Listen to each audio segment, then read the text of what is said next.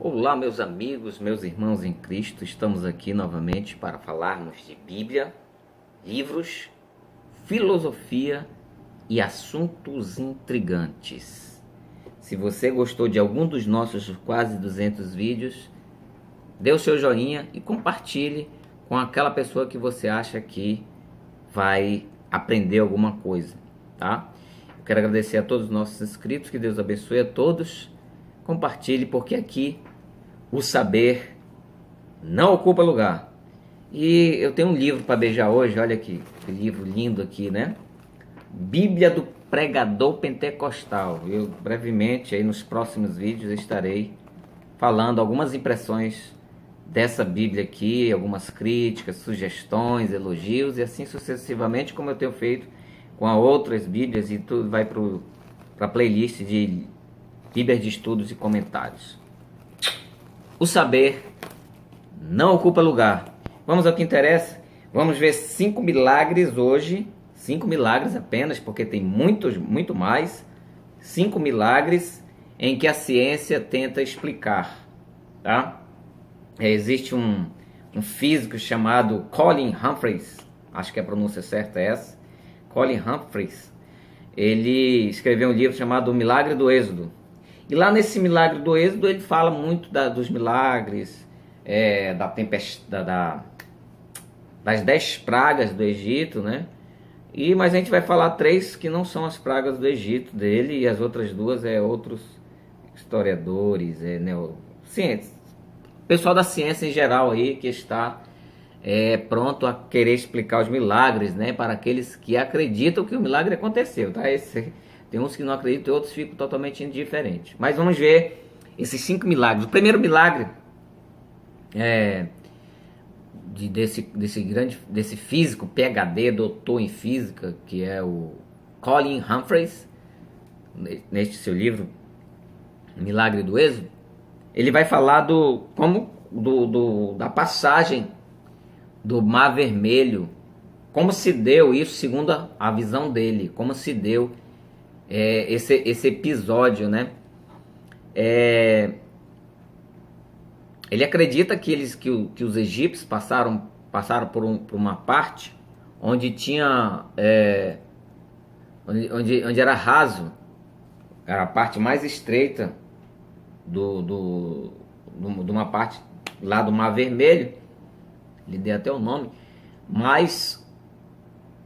e quando os egípcios vieram, né, porque soprou o vento, eles passaram pela parte mais rasa, soprou o vento, que ele diz que realmente esse vento ele existe naquela região, ele sopra um vento, é um fenômeno que acontece naquela região chamado set down, wind set down, né? E esse vento ele sopra e ele abre caminho, e horas depois ele se fecha, ele para o vento e as águas voltam ao lugar normal. E é assim que ele explica esse milagre. Mas a pergunta que fica primeiro, se era raso, como os egípcios se afogaram? Segundo, se era raso, mas quando os israelitas passaram, por que ficou fundo para eles se afogarem? E a terceira pergunta é por que esse timing, né? Esse momento exato, tá? Então é muito interessante isso, porque o milagre, eu gosto sempre de dizer que o milagre não se explica. Essa é a minha tese, o milagre não se explica. A partir do momento que se explica o milagre tal qual, já não há mais milagre, né? Então fica isso aí, mesmo que ele estivesse certo, né? O segundo são as águas amargas. Ele fala lá daquele episódio lá de Êxodo 15, 23, o episódio anterior está em Êxodo 14. O episódio agora que nós vamos falar, que são as águas amargas, está em 15, 23. Êxodo 15, 23. Onde eles chegaram no lugar para beber água e eles reclamaram que a água estava amarga. Segundo ele, as águas não eram amargas, as águas eram salgadas, né? Eram salgadas. Mas ele está completamente errado, porque a Bíblia fala exatamente palavra Mara, e a palavra Mara no hebraico é amarga, tá? As águas são amargas. Então isso foi um erro crasso dele nessa análise que ele fez, porque inclusive cientistas já estiveram no local e as águas até hoje são amargas. As águas de Mara ainda existem, são amargas até hoje. E por que que elas são amargas? Porque elas têm muitos minerais, ela tem muito mineral. Então, principalmente magnésio. Magnésio que torna a água amarga. Embora os cientistas acreditem que a água seja potável. Os próprios cientistas dizem hoje que aquela água é potável. Então vejam só que Deus não quis fazer mal a ninguém, né? Porque as águas eram potáveis. Elas só eram amargas, mas elas eram boas para o consumo. Inclusive até para melhorar mesmo o funcionamento do organismo. E o povo mesmo assim reclamou. Claro, eles não tinham o conhecimento que nós temos hoje, né? Muito bem. Então, a explicação dele é que, sendo salgada, que já vimos que está errado, ele não jogou qualquer árvore. Ele jogou uma árvore, uma parte de uma árvore de acácia, né? Agora, vamos analisar se ele estivesse certo, porque já vimos que ele está errado. Vamos analisar se ele estivesse certo.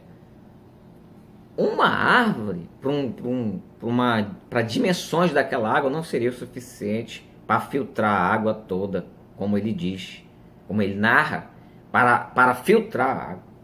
Então o milagre está aí, né? Mesmo que seja de acácia e mesmo que ele tivesse sugado todos os minerais, que ele fala que filtrou do sal, né? Ou da composição daquilo que dava o gosto salgado na água, né? Então ele diz que foi jogado de uma acácia. Mas mesmo assim, o milagre estaria em que apenas esse galho de árvore ou uma árvore, porque para o tamanho, se pelo menos que eu vi na foto, né?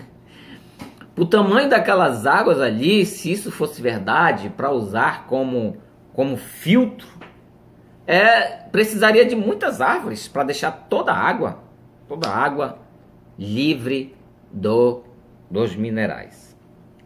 O terceiro milagre, terceira tentativa de explicação do milagre está na passagem do Rio Jordão, quando depois mais tarde o Rio Jordão, que você sabe, deixa eu ver aqui, tá lá em Josué 3, Josué capítulo 3, onde o povo, a ribanceira da água para lá em cima.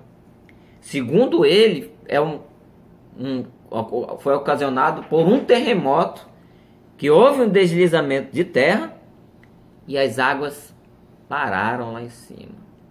Então veja que o homem sempre tenta explicar o milagre. O homem natural, ele sempre tenta. E, por incrível que pareça, muitos teólogos estão indo nessa direção de acreditar que não houve milagre, foi apenas um lapso da natureza, né? E nós que conhecemos a Bíblia um pouquinho, e nós que acreditamos no Deus Todo-Poderoso, nós sabemos que foi milagre. E milagre não se explica, porque se ele se explicar, ele deixa de ser milagre. Então, o próximo, que na realidade não foi mais Colin Humphreys, mas foi a neurocientista, neurocirurgiã, neurolinguista, ou alguma coisa nesse sentido, chamado, deixa eu ler o nome dela aqui, Elza Dias Tosta, que foi com relação ao milagre de Lázaro. Agora aqui você vai ver uma desculpa muito esfarrapada, que ela foi dada durante muito tempo, de que Lázaro, na realidade, não morreu, né? Essa é a desculpa de muitos cientistas, de que Lázaro não havia morrido. Pelo contrário, tinha passado por um processo cataléptico. Ou seja, a catalepsia é um processo, e eu li isso, eu não tinha nem 25 anos de idade quando eu li na revista Veja, uma história em Alegrete. Eu acho que até falei isso em outros vídeos já, mas vou repetir aqui porque é muito próprio, né, que se repita aqui. Eu não gosto de repetir as coisas, mas aqui eu vou ter que repetir. Em Alegrete, no Rio Grande do Sul, aconteceu o caso que enterraram o homem vivo. Depois de muito tempo foram ver, a mão dele estava para fora da catacumba, né?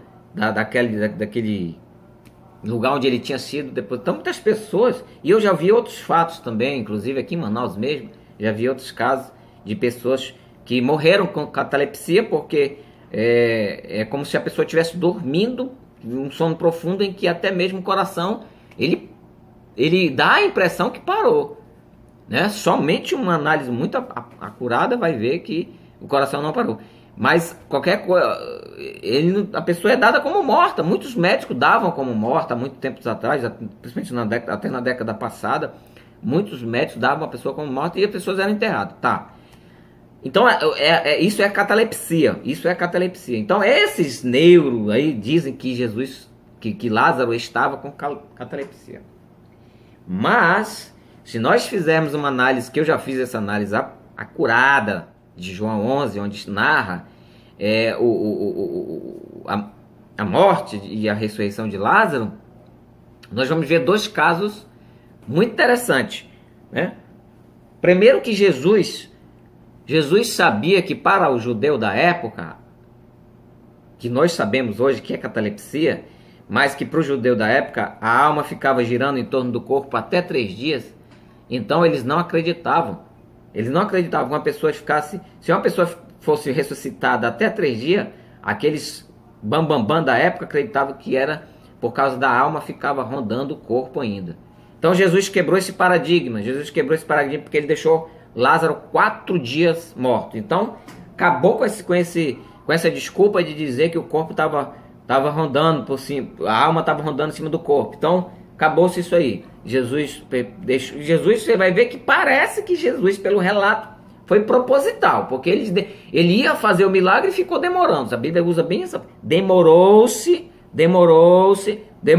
mais algum tempo. Então, Jesus chegou lá, atrasado propositadamente, para desmascarar isso aí. Tá, isso é a primeira coisa. A segunda coisa é que segundo o que essa neuro falou, ele estava dormindo, mas quando nós estamos dormindo, nós não apodrecemos. Porque o texto é muito claro que já estava podre, em estado de putrefação, de corrupção. Já estava no estado de corrupção o corpo de Lázaro. Então, foi um dos maiores milagres que o planeta Terra já viu. Tá? E o último é a ressurreição, né? A ressurreição que está, na realidade eu esqueci de falar, mas isso é uma reportagem da revista super interessante que conta que alguns meses atrás saiu essa reportagem, essa matéria, e ele coloca mais esse milagre explicado, que é de Lucas 5:22, onde Jesus faz um paralítico andar. E olha essa desculpa que foi dada lá por até uma academia aí, foi dada, uma academia do conhecimento dessas doenças. Então ela disse que aquilo ali foi uma esclerose múltipla, uma espécie de esclerose múltipla, onde a pessoa perde potássio rapidamente, agudamente, nas palavras dela, agudamente, e depois recupera os movimentos. Então isso se você for dar uma olhada, é tudo balela, é tudo desculpa fiada para não se atribuir o milagre ao Todo-Poderoso. Que Deus abençoe a todos e até a próxima. Tchau!